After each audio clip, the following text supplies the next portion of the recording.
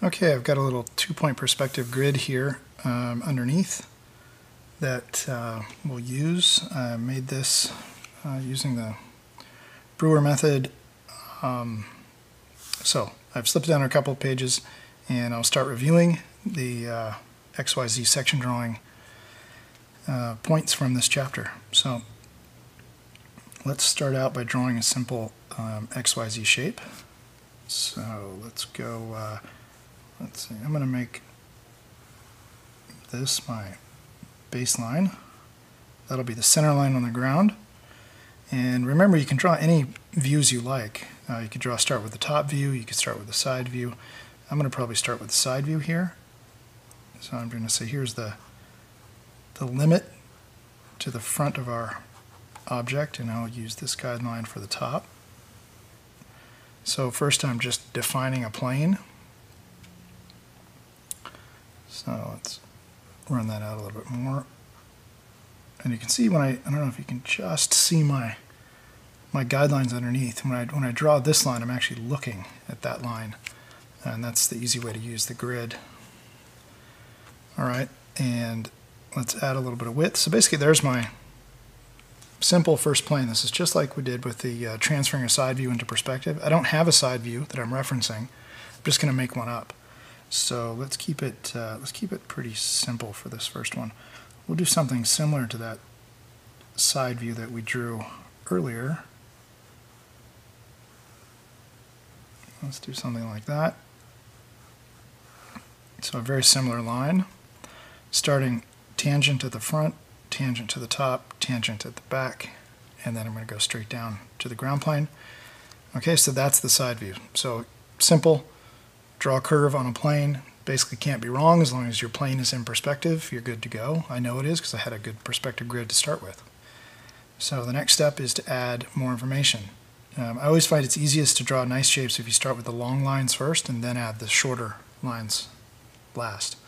So let's define, let's see, let's just use that back guideline. So let's define the limit at that end. And let's define the limit at this end. I'm trying to move around this drawing so it stays straight on the camera for you, but I just can't do it. Got to move it around. It's so much easier to move the pad, and then I'll keep it in frame at least, but I'm going to spin it a little bit. So I'm just randomly drawing some lines that are coming directly from my perspective grid. I'm not really worried about where they're placed yet, although it would be really nice to have a guideline right here at our highest point. So maybe I'll add a vertical there, which means I'm going to need a section line here, which you've already read this chapter, so you already know what I'm doing. But I think it's always helpful to see these things in video form, real-time speed, and of course that's why we have all these videos linked to the book. So let's get another couple of guidelines. So wherever your line on the ground crosses, then, whoops, take those lines up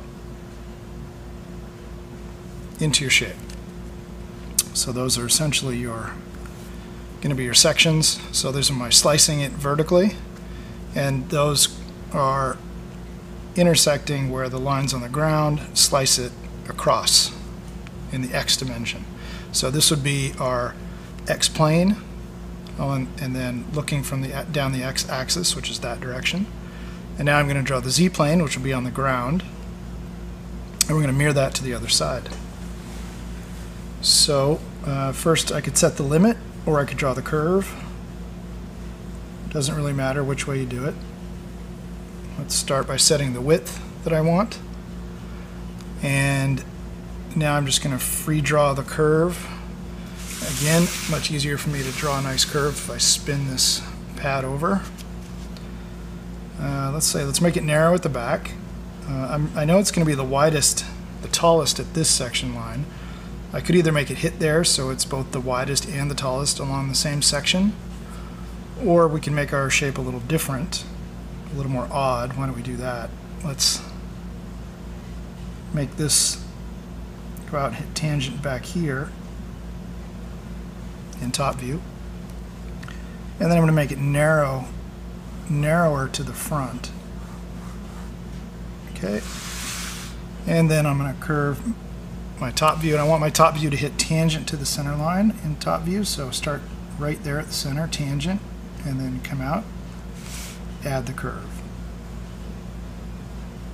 So that's going to curve off like that. So that's 1/2 of our top view.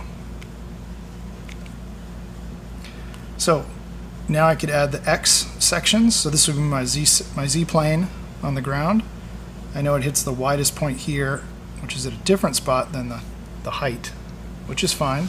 My only constraint when I draw this, as is mentioned in the book, is that where this line stops has to coordinate to that point. So it can go, you can do anything you want out here as long as you come back. So for instance, I could draw a line that does, whatever, could go all the way back there, but as long as it comes back to meet at this point.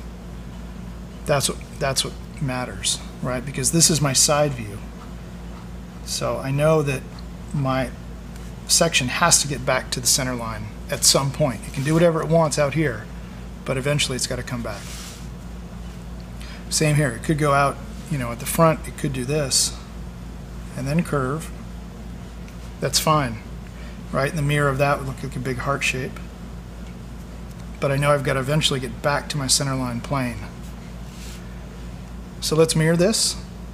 Then we'll add some X. Let's add the X first because it's going to just get more cluttered as I mirror that. So why don't we add some X sections?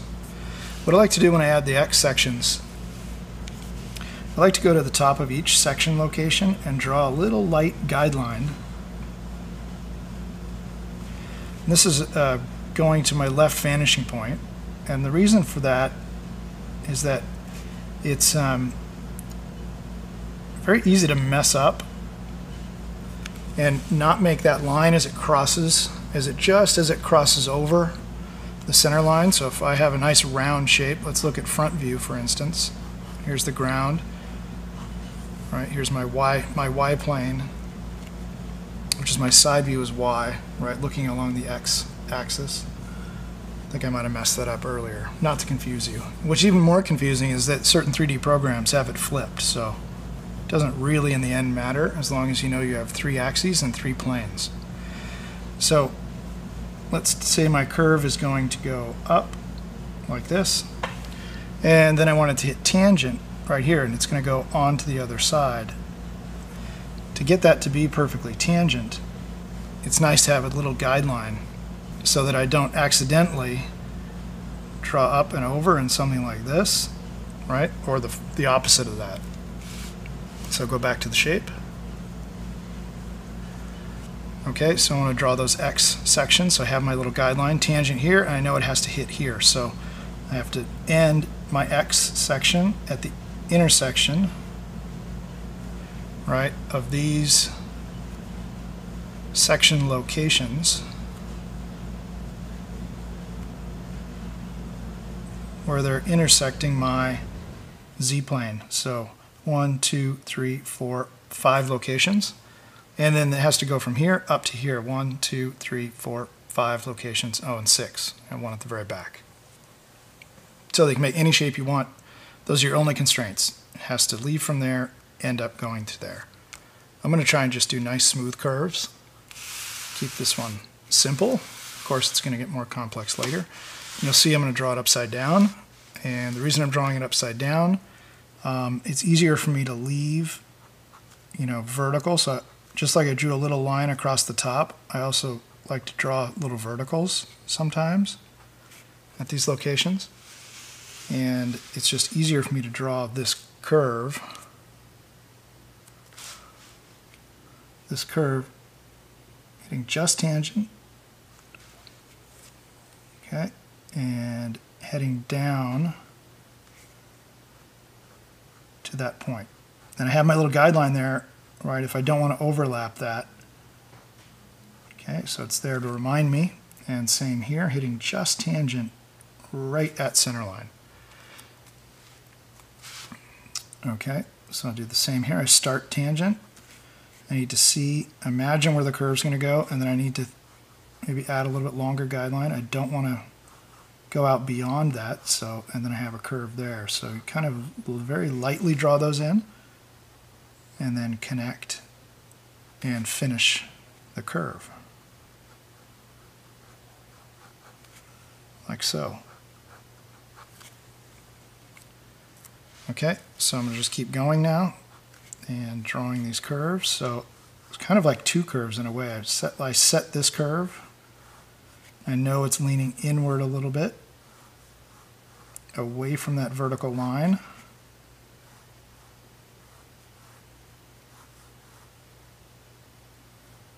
Right, and then I know that this one is coming out tangent,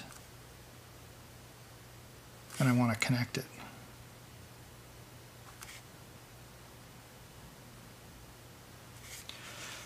Takes a little practice, like all things worth doing,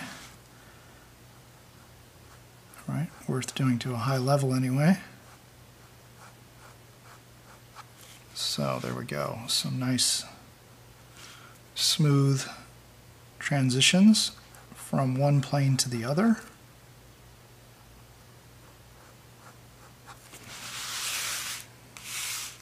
Okay, and there we've got it. So we have 1/2 our shape. We've just drawn the X sections, right? If I define that here with a little plane, just cross-hatch it. There's a little plane right there, and it has a curve. And now I just want to mirror that to the other side. So we've already done mirroring. So I'm just going to go a little quicker here, and assume that you have already watched that video and read that part of the book. And so let's speed up this part.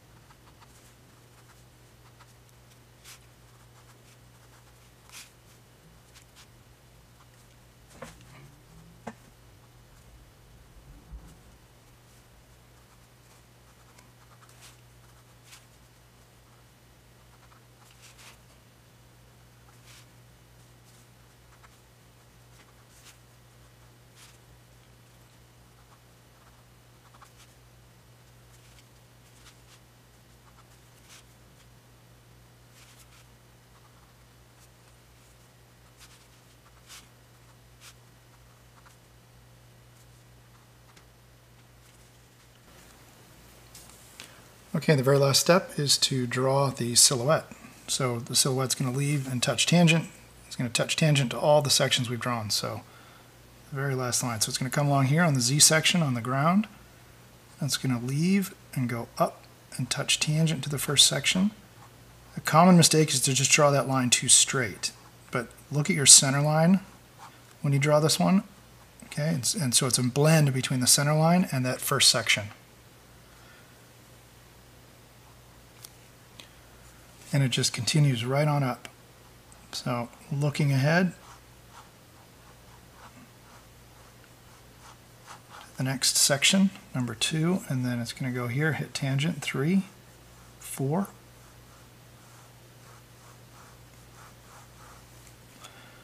And now it's going to come back down to 5, and you see 5 is starting to go just behind the center line. So at a certain point, our silhouette line becomes the center line. So here it's going to get really straight, and then it becomes the center line for a moment, and then it wraps back down this guy here and then along the ground. So maybe we'll just quick highlight that with a little bit of orange.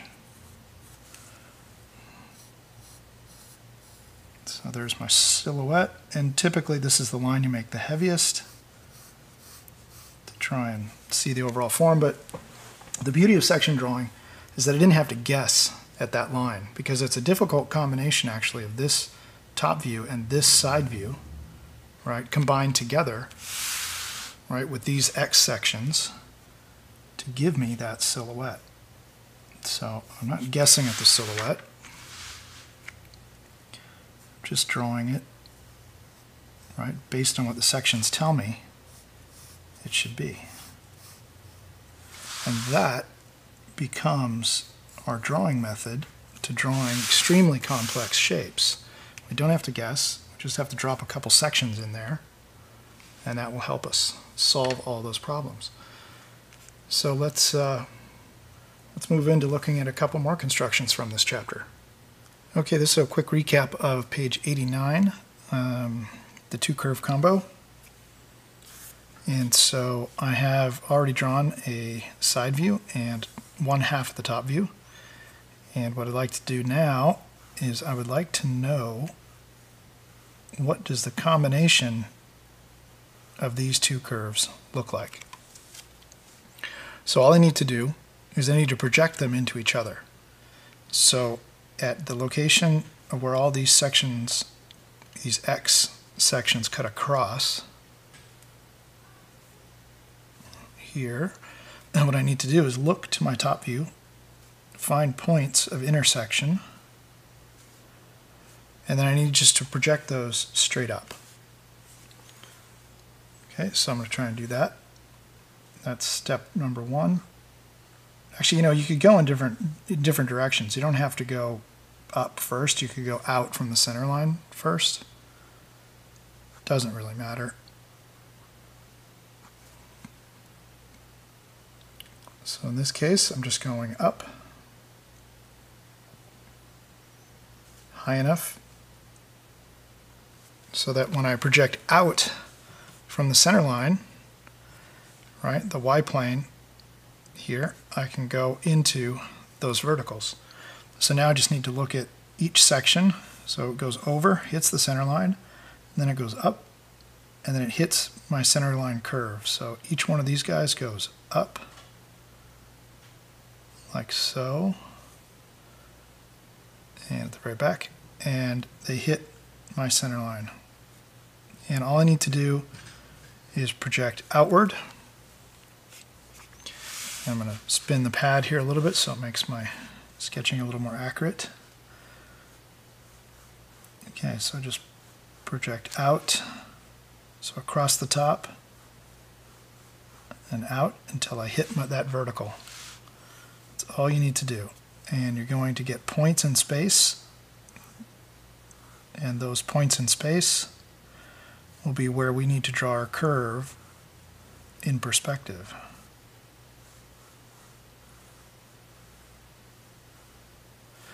So just looking at my grid underneath, and point, point, point, point, point. Okay. So now we can draw the curve. So the resulting curve is going to go from here, here, through there, there, there, and back to there. So let's just draw that. So I draw very lightly first. Make little small course corrections.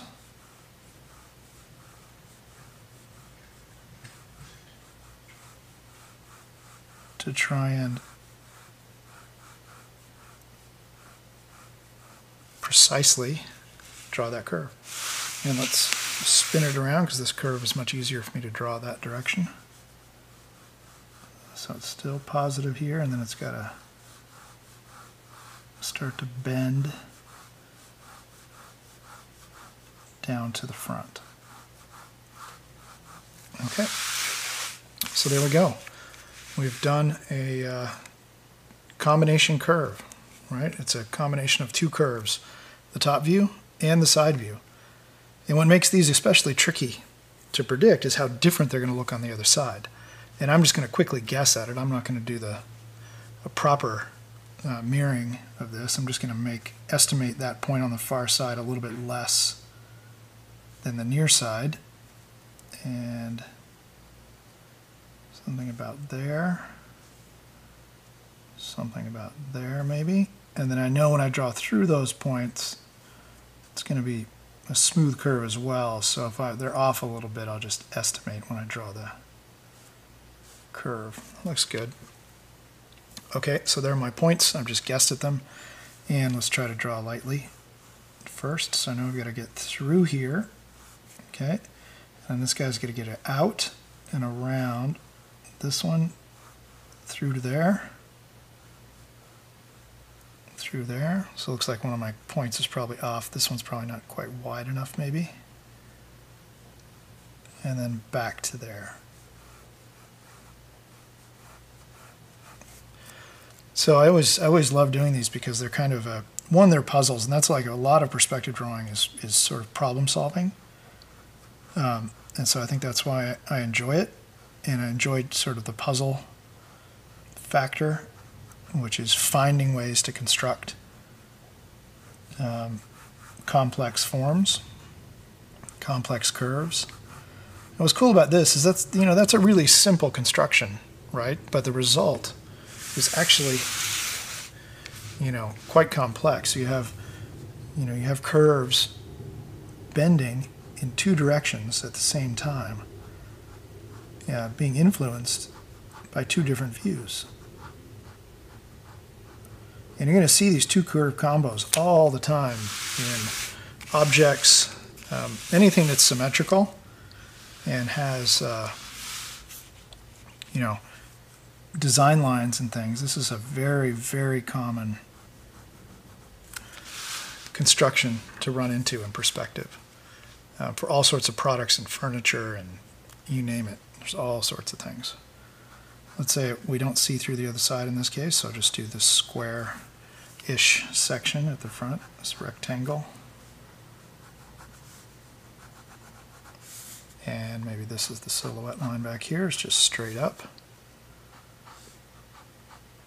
I should spin that around, draw that with my arm instead of my fingers, make it a little better line. But anyway, that's the two curve combo recap that's happening on page 89, and hope that helps.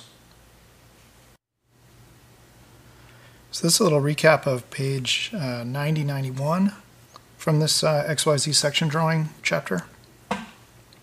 So we cut some volumes here. So I'm going to grab an ellipse guide and throw so here's what I have. I've got a vertical wall with these vertical sections right at the back of this shape, and then I've got these curved sections, and the top view is here. It also has another line cut through it here, so it's just like another top view that's been lifted up through that shape, and maybe we'll cut another one of those. I'm sure actually we're going to cut a couple of those probably. So first one I'm going to do is I'm just going to put a circle in perspective on that back wall. So I'm just trying to place it so it's going to cut through and where it's going to show up over here. Let's see, let's lift it up maybe just a little bit more. Let's see, that would cut there. So we'll have our hole over here, and let's go up even a little bit higher. Okay, so my minor axis is there. I'm not going to cover ellipses in this one because we've already covered that in other tutorials, other demos. So that's my hole, and it's on the vertical wall on the back. And what you want to do is you just want to look and see where it crosses those sections. So here it crosses this section here. See, there's the vertical line crossing, and then here again. What about the back one? Crosses there and then there. So I only have 4 points that are kind of, gimmies in a way. Actually, take it back, I have 6, because I see it here, it crosses that line on the back, and then if you follow that line out, projecting it straight out, it's kind of like, just projecting it over here and here, and if I project that over, okay, and project it out here, I get points, and that's how this curve is drawn, right? Which you know from reading those pages. And hopefully this will just clarify a few things as you watch me actually do the same sort of construction that's described on those pages. So all I'm doing is finding locations where it crosses the geometry they already have inside, and I'm transferring those using my guidelines going to my right vanishing point. So there's a point, transfer it out, there's the point on the surface. Here's a point on the back wall, transfer it out, there's a point on the surface. Right, here's a point on that line at the back, transfer it out. This is the same line, just curving. There's a point. What about at the bottom? There's a point. What about over here? There's another point. Okay? And I know it's here, here, there, and there. I actually have 6 points. It might be enough to draw that curve, but I also might want a couple more. So if I want one more set of points, maybe something through the middle here would be nice. Well, I have to draw a new section. So I'm going to slice this with a line to create a new section. And I can place that based on this, right? Thinking where I want it, or I could start out here, right? And then go in and then down and then back out. Sort of, you just get comfortable with the direction you like to work. I always usually like to work from a vertical plane or the ground, one or the other. And the vertical plane is really nice to work from because it's like, you have it in a lot of objects. So there's my vertical line, if this was mirrored, for instance, but that's a vertical plane, and then I'm going to project out. Right, these are lines going to my right vanishing point. There's a point. I'm going to go to my center plane, just like the ground, it's just elevated, so I'm just repeat the exact same construction. There's a point, and here's where it hits at the top. So now I can draw, when I draw this curve, I'm really looking at these two curves because I know it's going to be very similar. So I want to make a nice smooth shape, so I want to look at those when I draw this one. All right, feeling pretty good about that. So now find out where the circle crosses that vertical and draw out, again using guidelines that are going to my right vanishing point. So there's a point. Where does it hit the bottom? Right down here. So right about there is the bottom. Okay, we've got a lot of points now. We've got 1, 2, 3, 4, 5, 6, 7, 8. Okay, the last two things that really help when cutting holes, I know that the line on this surface would be tangent, because since we're projecting straight across, would have to be tangent, like this is a cylinder. This is like cutting a wheel well into the side of a car, actually. It's the same construction. So I'm drawing actually a line here going to my right vanishing point that's tangent to the circle, right, or tangent to the ellipse on that center plane. I'm going to do the same up here. Now this one happens to be right at that point. Now, the reason I did that is that when I draw this curve out here on the surface, I know it cannot cross these two lines. Those are limits, right? Because this projects straight out. The curve can't go beyond it, right? Otherwise it wouldn't be projecting straight out. If I cross it here, right? If I have this shape go like that and I project in, it's not going to line up with that. So those are really nice limits to set. That's helpful. Okay, but I know it also has to tangent, so that helps me to draw the curve here out in space. So I know the curve needs to go through here and here.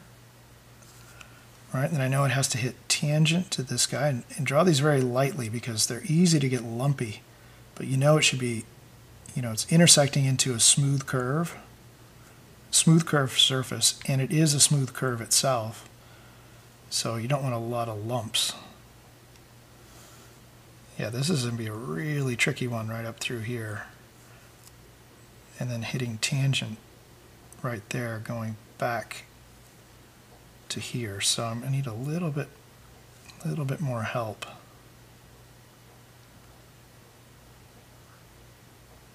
This is one of the harder constructions to do, is to draw ellipses punching holes into curved surfaces. It's going to hit, and then I know it's going to do this right there. And that's where that one has to hit, so it's got to hit tangent there. And then it's got to get back to here, so probably this guy's got to go here and then curve and then get back into this one.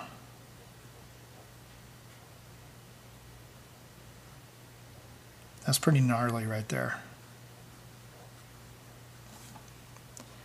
But we're getting it.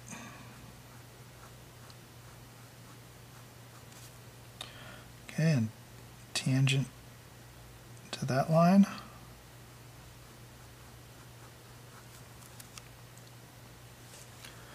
Okay, and let's spin it around here so it's a little easier for me to draw. Just darkening it up now. Got one little lump there that could probably get finessed a little bit more, which is right there. Probably this is probably out a little too far. So this is probably a little bit smoother, a little straighter. Maybe that's a little bit further back the other way. So if I was going to do an overlay and dial that in a little bit, that's how I'd fix it. But overall, not too bad. Okay, and since we just cut a hole in it, we can actually see through to the other side now. And here's the hole.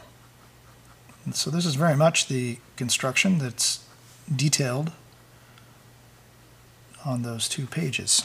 And so if I was going to shade that in a little bit, this is the direction of the slice. So this guy is, that's the wall that we see if this was a continuous part of a cylinder that was cutting through. That's what we'll be left with. So I hope that's helpful and clarifies those pages a little bit more. Give it a try.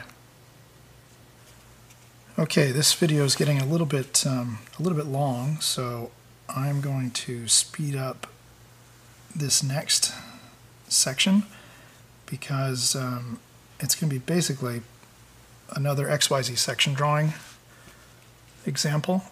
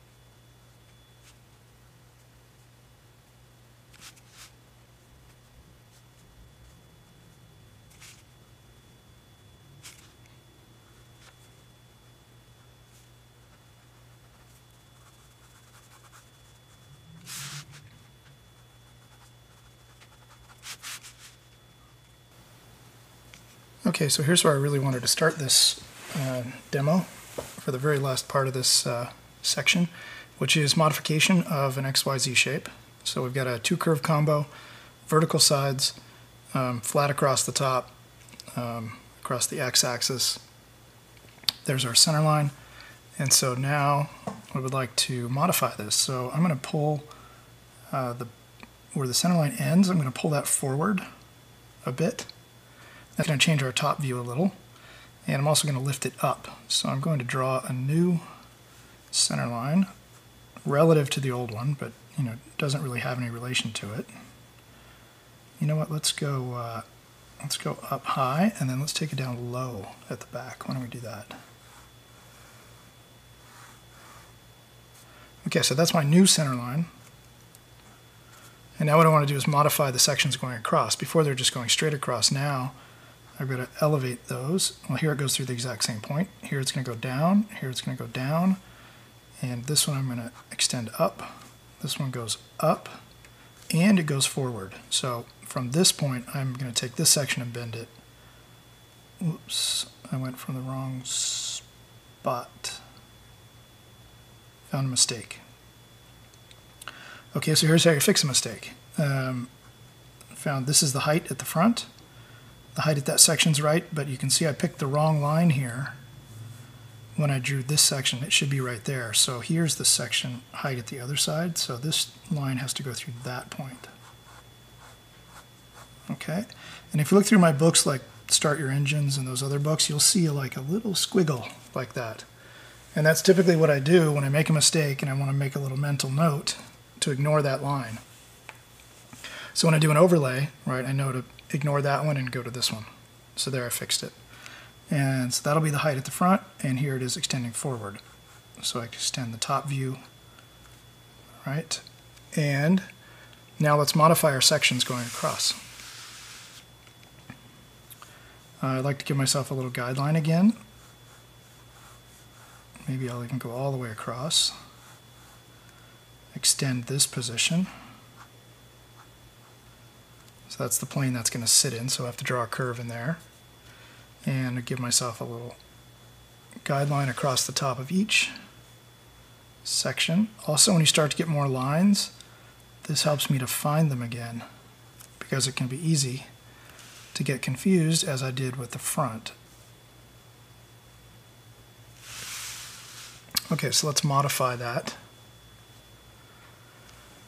And I'm going to make some new sections here, so we're going to just be able to see inside here. So it's going to bend downward. Let's draw the near side first. Let's see, this was the original. I noticed that line was off a little, so I adjusted that when I drew the curve. So let's just bend these guys upward a bit. And this one's going to stay flat, straight across. This one's got to go up, higher. So I'm going to bend that. And let's pull that downward. Okay, so that's where originally it was, and then it went up from there. Do the same for these guys across the top at the front. It's got to go to that line. I almost looked at that one. That's where you draw lightly first. Then you go and double check yourself and find that you're about to draw another incorrect line. You can tell it's my first drawing of the day today.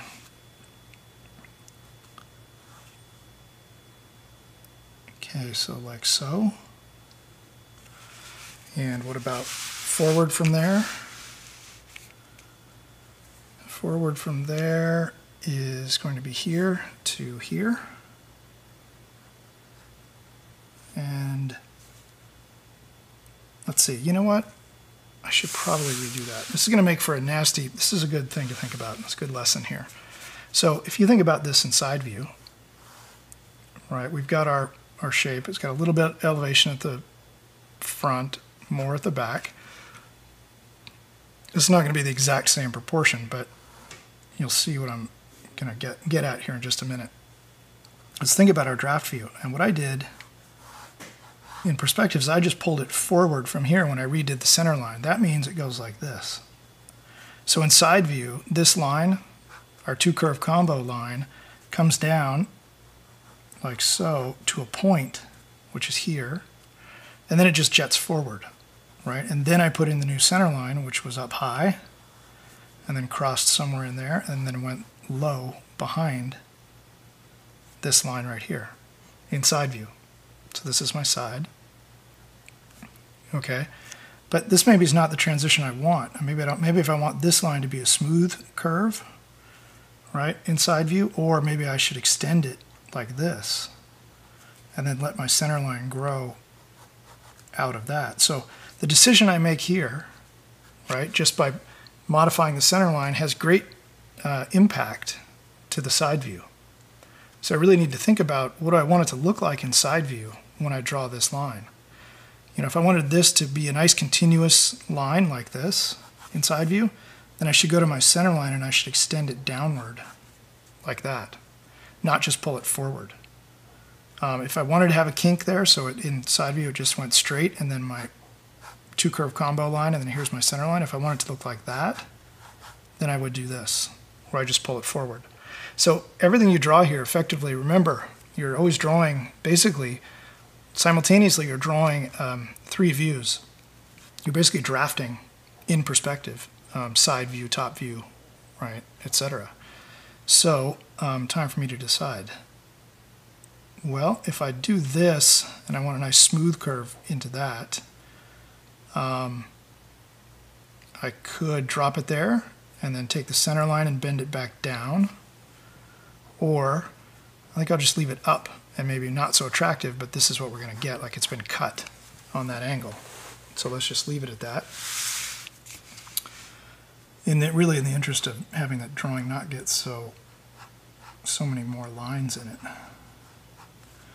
Okay, so that's what we'd end up with. And that's 1/2, and so I'll quickly mirror it over. I'll speed up for the mirroring part.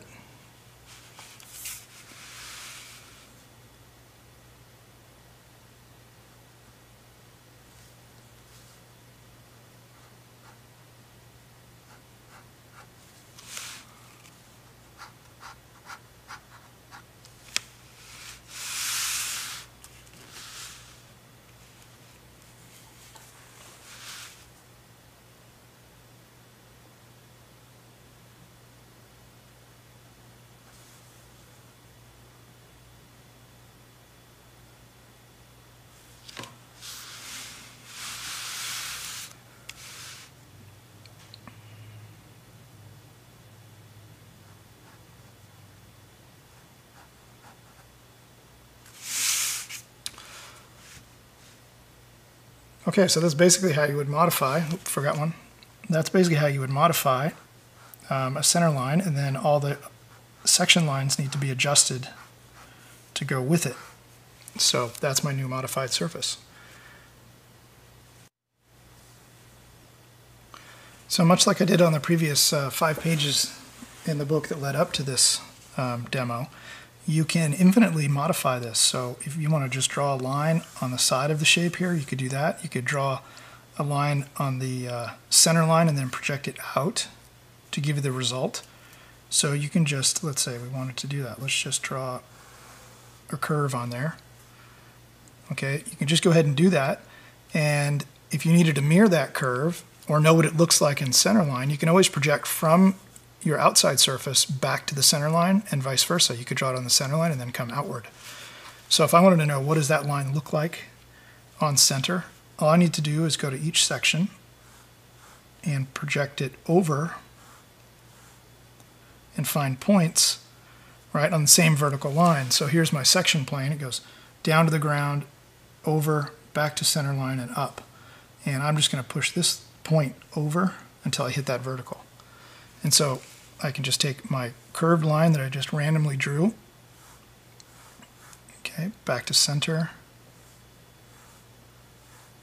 and then here it hits the top view. So that's where it hits it on the ground. And now I could actually draw what does that curve look like inside view on the center line. And I know it's going to touch right down into there.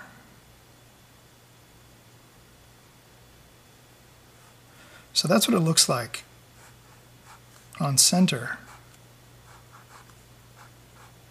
Okay, and here's what it looks like in perspective. It's not that big a difference, but you do see that there's a difference to this part of the curve especially as compared to here. And now we can go back in and we can start modifying our sections. So you might just start and say, well, I would like to have this line here move over to there. And you might just start that way and say, just draw one section and then connect it with a new top view. And have that top view maybe blend out to there. So we basically just cut off this whole section. This whole top view line is gone. And now we can just keep modifying our section lines. Here it's straight up, so no difference there, straight line. But then it starts tucking inside, right? Then it pops back out. And here I'm just sort of looking at the same angle and this angle, if I want it to be continuous. Maybe it's flattening out even more there. And then as we get out into here, it flattens, flattens, flattens. Right? And that's how you can start to sculpt and cut more details and cut more shapes into that surface. You could also grow shapes. I'm just going to make this line nice and heavy so it's easier to see.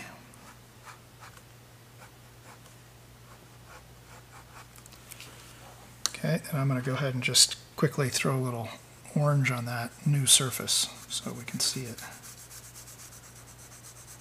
Okay, so the orange here is the new surface that was just created by modifying those sections. All right, and so you can see how you can quickly get to very, very organic shapes without a lot of work and just going one step at a time. You can draw on the shape and go sculpt in, or you could have started here and gone out. If I wanted a very precise shape here, like an ellipse, and then cut a hole like we did on the earlier part of this demo. So it's kind of infinite. Let's say that I wanted to wrap a graphic.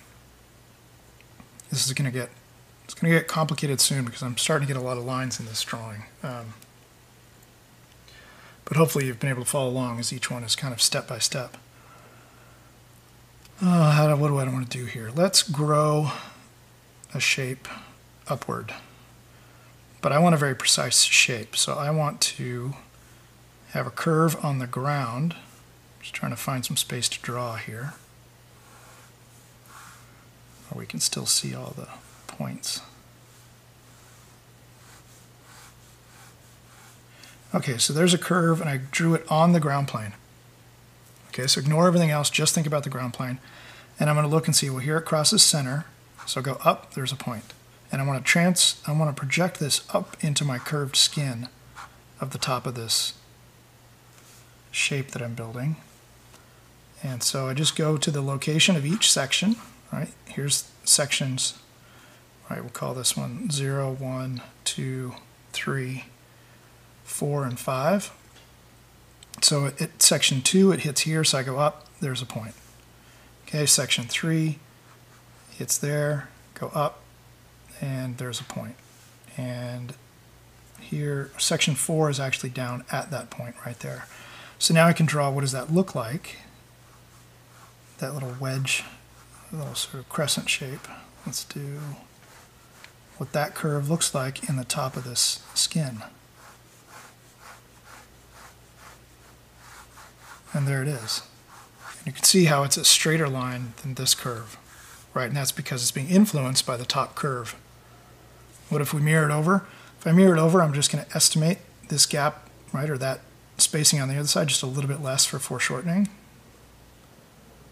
So there, here, maybe a little bit less, and then back to that point.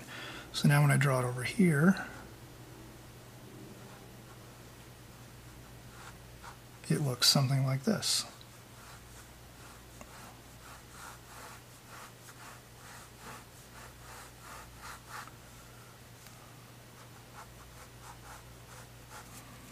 Okay. So I've just took this line here on the ground, maybe add a little bit of highlight to that. So that line right there, up to here, up to there, right, up for at each section, just projecting, really simple. Gave me points, drew the line, I just mirrored the points to the other side, gave me another line. And now we could keep going, right? We could take this and we could modify our center line.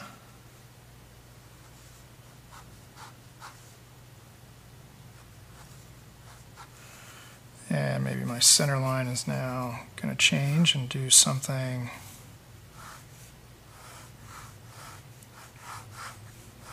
straight on top, and then it's going to blend back into my center line here. Okay, and so now I have this fin that sticks up, so I can go to each section, draw straight up. Like there are 3 sections that hit it, and now I'm going to add a little shape across the top of this. So maybe I'll define a little bit of a plane first, and let's do a shape, kind of a teardrop shape in top view, and I just drew the far side of it. Okay, and now add the width. So at each section where it crosses the center line, add the width. And then you can mirror it. And there's the mirrored points. Now I can draw the curve. I'm going to flip this over. And it makes it a little bit easier for me to draw that. A bit more precision. Okay, so there we've got this teardrop shape plane floating, not really floating, sticking on top of our vertical fin.